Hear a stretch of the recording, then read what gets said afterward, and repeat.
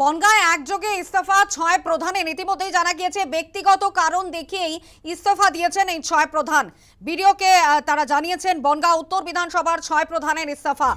ছয়ঘরিয়া, গঙ্গানন্দপুর, আকাইপুর, ধর্মাপুকুরিয়া, গোপালনগর ১ এবং গোপালনগর ২ ৬ গ্রাম পঞ্চায়েত প্রধানের ইস্তফায় রীতিমতো জল্পনা তৈরি হয়েছে। ঠিক কী কারণ? তারা বলছেন ব্যক্তিগত কারণ দেখিয়েই তারা ইস্তফা দিয়েছেন বিডিওকে। যদিও তারা ঠিক কী কারণে ইস্তফা দিলেন সেই কারণ নিয়ে কিন্তু এখনো ধোঁয়াশা রয়ে গিয়েছে, জল্পনা সামনে আসছে।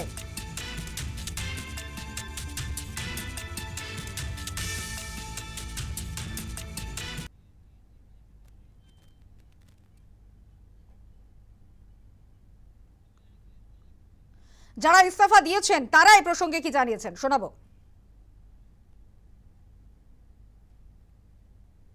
আমরা ব্যক্তিগত কারণে ইস্তফা জমা দিয়েছি।